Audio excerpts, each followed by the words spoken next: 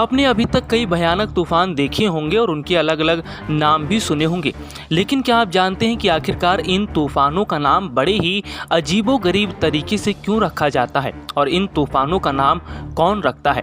आज हम अपनी इस रिपोर्ट में आपको बताएंगे कि आखिरकार तूफानों का नामकरण कौन करता है और इसके पीछे का गहरा रहस्य क्या है। उससे पहले हम आपको यास तूफान से जुड़ी कुछ जानकारी दे देते हैं। जी हाँ, वही यास तूफान जिसका विकराल रूप देखकर लोगों की आंखें खुली की खुली रह गई हैं। दरअसल दुनिया में शुरुआत से ही तूफानों के नामकरण का चलन चला आ रहा है। यास एक अरेबिक शब्द है जिसका अर्थ है निराशा। ओमान देश ने इस तूफान को ये नाम दिया है।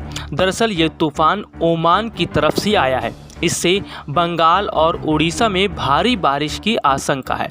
अब आप ये समझिए कि किस तरह से तूफानों का नामकरण किया जाता है। दरअसल चक्रवातों के नामकरण की शुरुआत अटलांटिक क्षेत्र में 1953 में हुई एक संधि से की गई थी, जबकि हिंद महासागर क्षेत्र में यह व्यवस्था साल 2004 से शुरू हुई। किसी भी साइक्लोन के नामकरण के लिए सदस्य देश अपनी ओर से नामों को सूची देते हैं। इसके बाद उनकी अल्फ़ाबेटिकल लिस्टिंग की जाती है।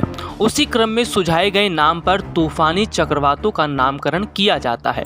हर बार अलग अलग देशों का क्रम से नंबर आता है और इसी क्रम में जिस देश ने जो नाम दिया, चक्रवात का नाम उसी देश के द्वारा दिए गए नाम पर पड़ जाता है। संयुक्त राष्ट्र आर्थिक और सामाजिक आयोग एशिया और प्रशांत पैनल ऑन ट्रॉपिकल साइक्लोन में 13 देशों के सदस्य हैं।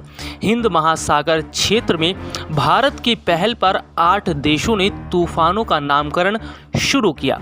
इन 8 देशों में पाकिस्तान, श्रीलंका, बांग्लादेश, मालदीव, म्यांमार, ओमान और थाईलैंड शामिल थे। बाद में साल 2018 में इसमें यूएई, ईरान, कतर और यमन आदि देश भी जुड़ गए। वैसे आपको बता दें कि जिस तरह से देखने को मिल रहा है कि यास तूफान की तीव्रता बहुत ज़्यादा है और इसको लेकर बहुत बड़े बड़े कदम उठाए भी गए हैं। SPN 9 न्यूज़ रूम की रिपोर्ट।